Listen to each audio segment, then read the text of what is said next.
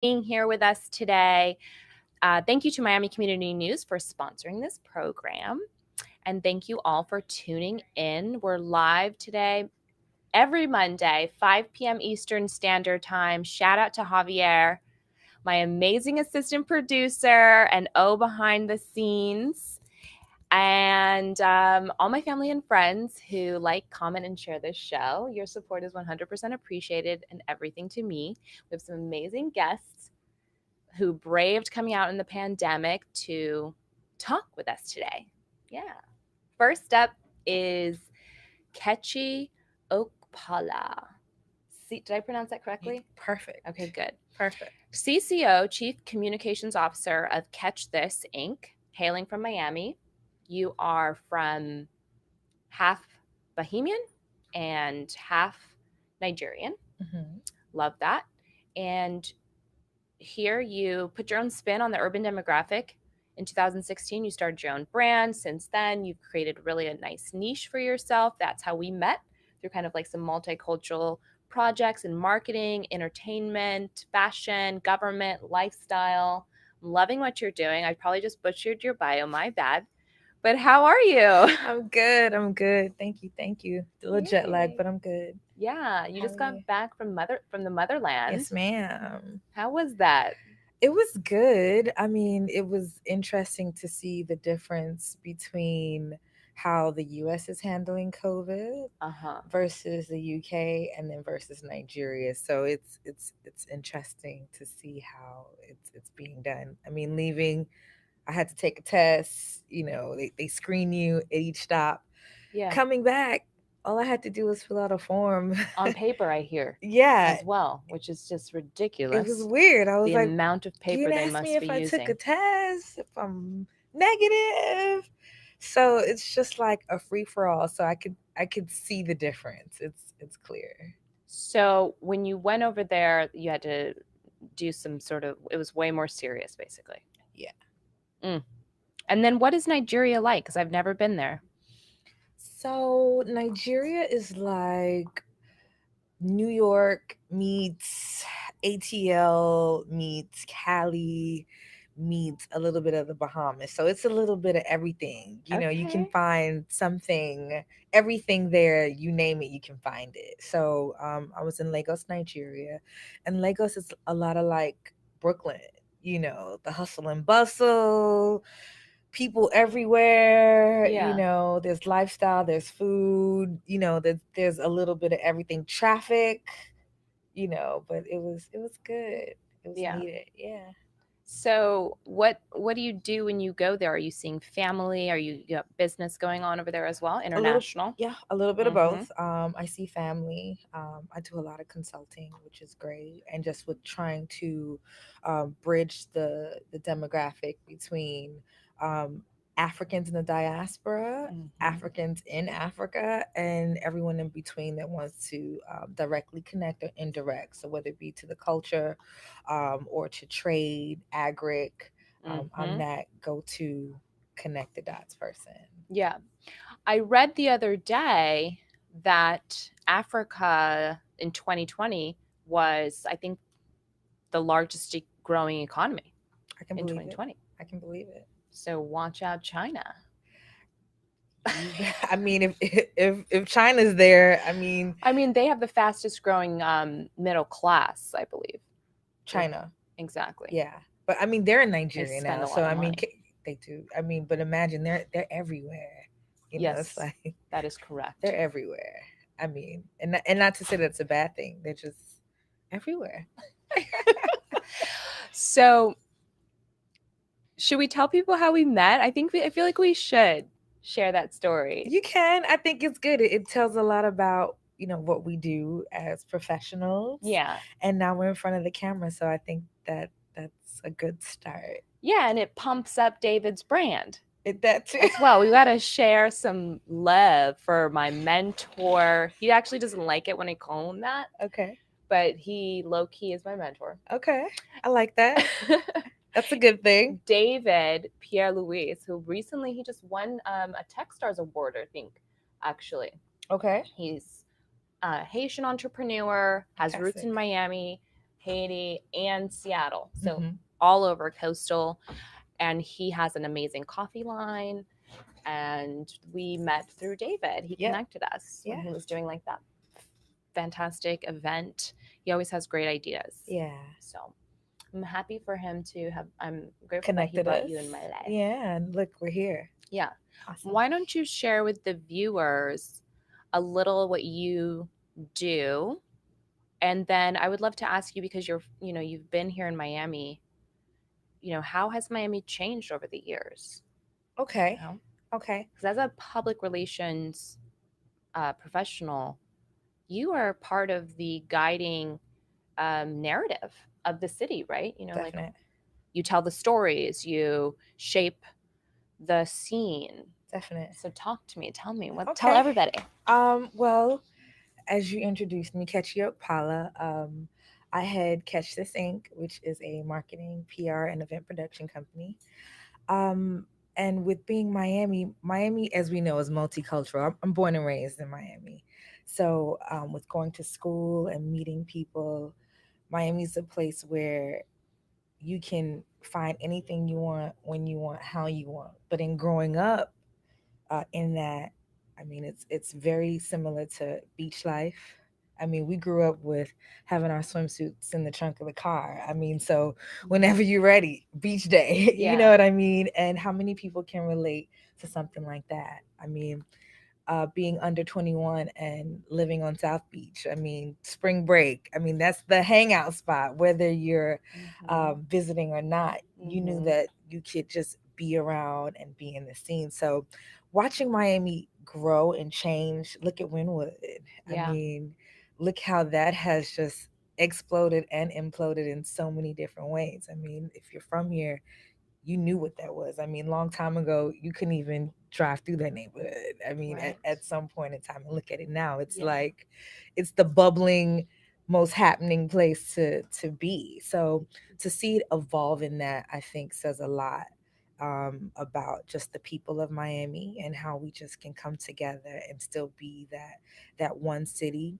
It also shows how we're separate in the same that, one block you can go get a cafe con leche, the other block you can, go get maduros or chicharrones, and look, I'm Nigerian Bahamian and I know all of that, what it tastes like and how to cook it too. You know what I mean? So, I mean, that says a lot to just what Miami's made of. And with that is now being able to direct,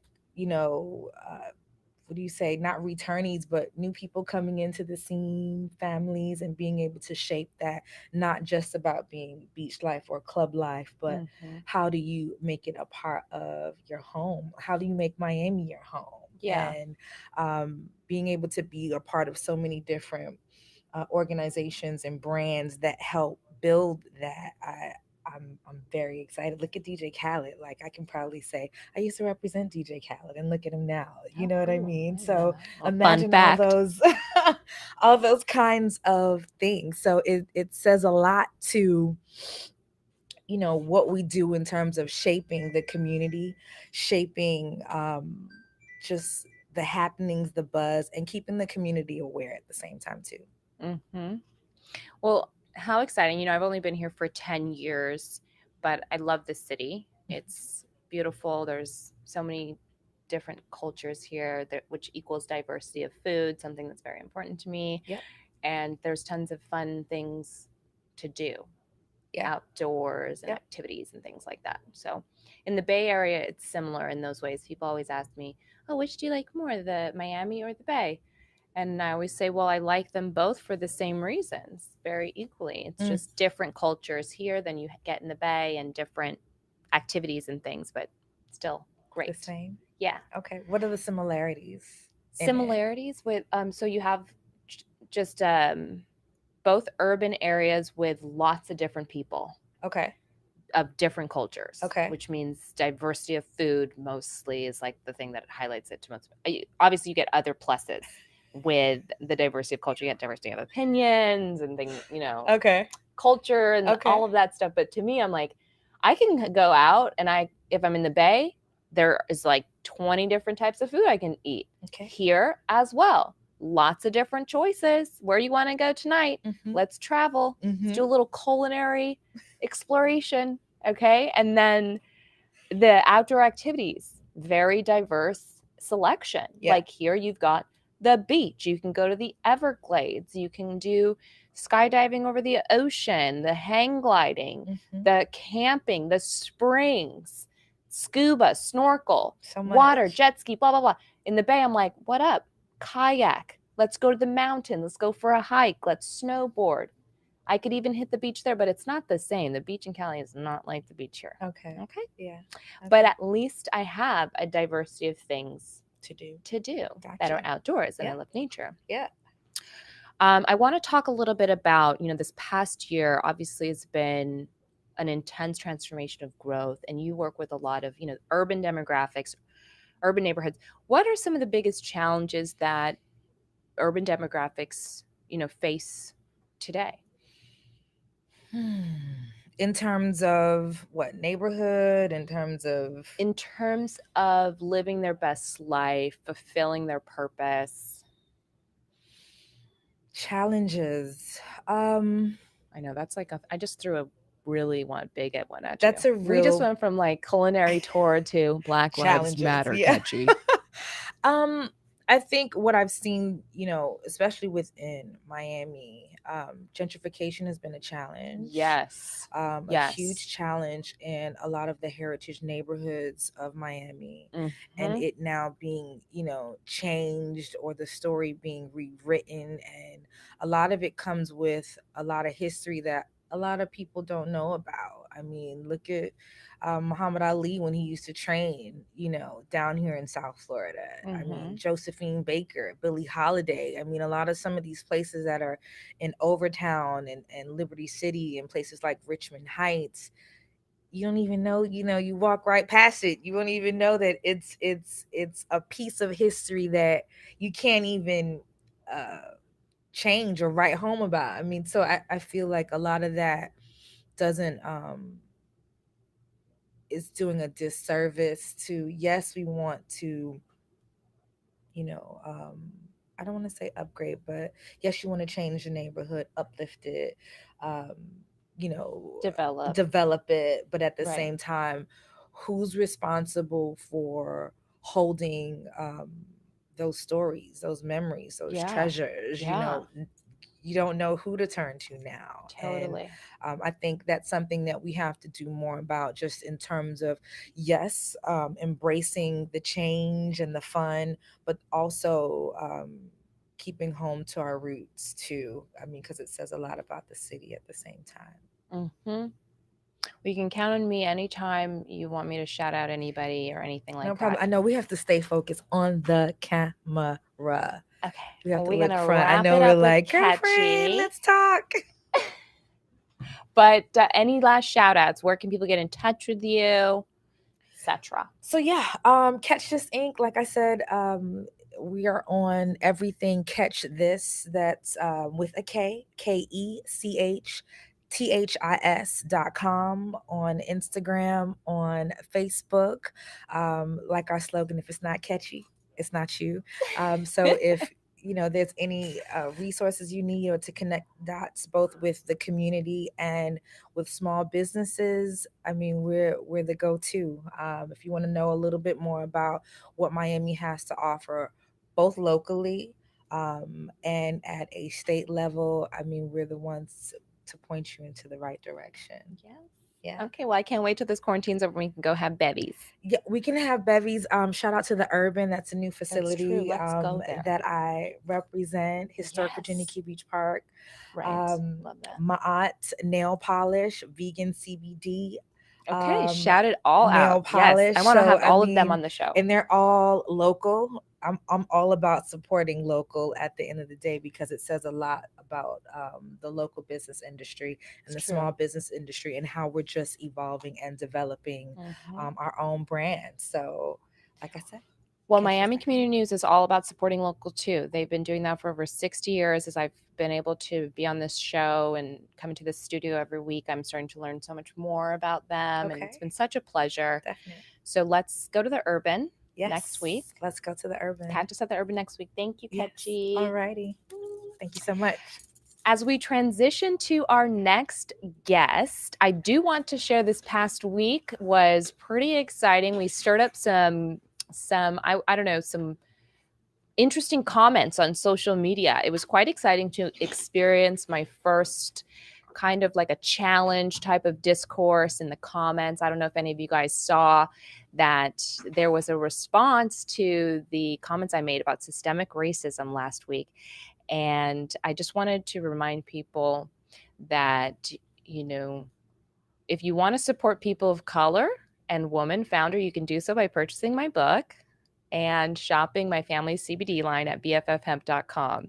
And thank you to the woman who had that nice discourse with me. It was nice to kind of banter with you about the things we didn't really see eye to eye on. With that, I want to welcome to the show RJ Wolfe, author and investor. RJ, you were inspired by the new prophecies of several major world religions to write your latest thriller. And in addition to history and theology, you maintain a deep curiosity in philosophy, politics, and current events. And you combine those into your book, The Last Tales of Drayden, which I have read and loved. It's like sci-fi, kind of the future. To me, it really spoke on a really deep level. I really loved it a lot. Thank you. Thanks for the Yes. introduction. Welcome to the show. Thanks for having me. It's great to be here and great to see you again. Yeah. But yeah, the major world religions and theology has always been a source of inspiration for me to look into and kind of create with one solitary message that we spend so much time worrying about, to speak to your book, which is a great book, by the way. Thank you. Speaking about how we spend so much time, how we're different, how we're a different color or a different religion or a different race or a different gender. We don't spend enough time on how we're similar. So what I wanted to do was write a story that combined all of the major cultures and civilizations and religions and kind of wove a common thread of how we are similar, how we're all part of the same common thread that goes back thousands of years. And that's where the inspiration for The Last Days of Drayden came. Such a good book. Thank you. And I know you have some exciting things to share about it. Some developments that you've been working on. Yeah, no, really, really exciting. When I wrote the book, I had no idea where it was going to go or what it was going to do. But then it caught on, and an old friend of mine who was in production read the book and said, "Hey, RJ, this has to be a series." I'm like, "I don't know how to write scripts. I just write novels." And he was like, "No, you got to make this a series." So I ran for the door when he said that, and he said, "Come back, you got to do it." Getting some major backers of common household names that we know. I'm not going to speak to them now because we're under contract, but some major backers, and they've been guiding us on how to create for the screen. And so we have developed 5 seasons that are going to be translated into the screen. Super exciting. What's even exciting now is that we just launched a service where we have 2 full seasons that are going to be available to our fans and readers starting next week of storyline that isn't in this book or on Netflix. It's going to follow the characters, where they came from and where they're going, origin stories. It's so exciting. It's going to be an incredible production. And it's on for $3.99 a month. You can just follow the Drayden saga. That's something we've really been really excited about. Yeah. We're looking forward to launching it. And the first 3 subscribers from your show will get a signed copy of The Last Days of Drayden. That's very exciting. I love that. Thank you for giving my fans a little something extra. Of course. I've read this book personally. I read it very quickly. It was very engaging. I'm hoping there's a next one. There is. So when I wrote it, I didn't know how many. I thought this was it, and then that was a story. But then I got so much feedback from my fans and readers that wanted to know what else happens. Yeah, it's so good. Thank you. I would read it again. It's very exciting. And you read it so quickly because you're just so eager to what comes next, that I think if I read it again the second time, I'll get even more from it because there's also this fantastic imagery throughout it. that, you know, you're imagining these lands and these worlds that you've created. It's a great piece of literature. It does take place in the future, so it's a future story, but it reads like a medieval adventure, because the future that I've kind of seen and put together from solid research and events that are happening now that I predicted in 2017 when I wrote the Yeah, I novel. know. You look That's around, it's happening now. crazy. You go to chapter 2, it's happening now. Um, There's something you're not telling us, RJ. it's all in there. Oh It's all my in there. goodness. But so when it was created, I didn't know where I was going to go or what I was going to do. But then my fans and readers said they wanted to know more, and I asked them, "Do you Yeah. want a prequel or a sequel?" Overwhelmingly, we got responses for prequel. So I had promised them 6 novels coming out, and instead of doing 6 novels now, I decided to write just 6 seasons for the screen. Okay. In addition to the 2 full seasons that are coming out next week on Patreon/The Drayden Saga. Um, Next week, and it's going to follow some major characters, Mm-hmm. 2 of the most favorite ones that people identified Mm-hmm. to me, and we're just so excited about the world that we're creating, and the following, and the excitement that we've Yeah. gotten for it. I know I want to talk about some other cool stuff that you've been up to, but do people do any cosplay stuff with this yet? Not that I'm aware of. I bet they would, because the characters in there lend to that type of dress up, you know? That's one of the major feedbacks was they love the characters are so rich. Yeah. They love the characters. They connect with the characters. Yeah. And that makes me happy as a writer, because I did what I could to bring them to life, and I'm proud that it seems that I've done that. Yeah. Yeah. Well, thank you for that. Thank you for sharing it with us, your thoughts and creativity. It's very enjoyable. I want to talk a little bit about what you've been up to in the pandemic, because in the middle of also your book stuff and turning it into a series, you've also been doing some very important work for the people. Can you talk a little bit about that? Sure. Yeah. So as I was creating Drayden, I connected really with what could happen if we don't take action now. And one of the things that I saw back in March was the pandemic started, but then I was doing operational work for a venture capital fund out of Miami, the largest one in the Southeast United States, and I was reviewing the CARES Act. And when I saw the CARES Act was going to expire in July, it threw me for a loop, because in March, 60% of the companies that reported said that if COVID continues, they'll be out of business by the end of the year. Mm-hmm. So when July comes around, when the CARES Act was set to expire, there's going to be less jobs for people to go back to, and less companies that are going to have a stimulus, because they're not going to be any companies. So I created a petition in March that generated 1.7 million signatures. It really blew up. It blew up. It was actually one of the most successful petitions in U.S. history. Wow. And it got us in front of the Capitol Hill, and in front of Congress and the Senate. Very and we exciting. presented the list to key members of the House and Senate, and we sat with them and told them what we needed and our demands, and they've been battling back and forth. But that's so important to me, because no matter how great we do, we can't forget where we came from, and the people around us that helped us get there. And that and I get heartbreaking letters from people saying that they have to have their kids stay with relatives, because they can't afford to have them stay with them, and they're in danger of being evicted. It's rough. It's terrible. It's heartbreaking. It's devastating. It is.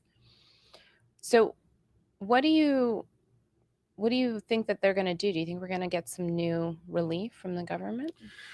Well, we'll have to get something, because if we don't, February is going to be calamitous, and we're going to have increased disease, homelessness, crime, poverty, and the economy is going to take a tailspin. So what I do when I'm not writing novels and creating screenplays is I have a firm that assists entrepreneurs in setting them up to receive investor money. And very good. Investors are not sure where to put money, looking for the best possible deals, because we don't know what the market's going to do next year. So with that, I've created services for entrepreneurs getting started, have to make a pivot from their job that they don't have anymore and that isn't coming back, that have to create their own jobs. So I created my firm, Diab Venture Partners, to provide services to set them up to receive investor capital. And another exciting thing that I'm doing is one of the subscriptions that I have offered is if you do a 1 year prepaid, you also get a Oculus virtual reality system. I love it. Virtual reality. Woo! Because tech is the wave of the future, Mm-hmm. and I wanted to get people excited about it. And it's great exercise. It has good software and gaming. For one of my favorite ones is a sword fighting one where you really are in there and you're shaking your hands and you're fighting and it's really good cardio. That sounds And cool. there's also exercise. So in there where too. can entrepreneurs go to get in touch with you about the if they want to get some consulting around venture capital? So diabventurepartners.com, DIAB, venturepartners.com is my website. Instagram, it's RJ underscore Wolfe underscore. And there's a link in my bio there to take you to the website. Convert Also, the last days of Drayden is the Drayden Saga on Instagram. In my bio, there's a link to the subscription service for the really exciting 2 full seasons that are not seen anywhere, exclusive for our members, private area. Also, my Instagram, the Drayden Saga, and following the petition and is moveon.org, and just put petitions RJ Wolfe and you'll see what we're doing with that. And we're just really, really excited, and I'm blessed to be able to have the opportunity to be in a situation and a position where I can reach out and do what I can to mitigate the disaster that we're facing. It's true. And with that, I thank you for taking the time to come in today and risking it. Everyone should be staying home, staying well. Thank you so much to Miami Community News for sponsoring this program. Thank you, every single one of you, for tuning in. Comment, like, and share, and really just have a great rest of your week.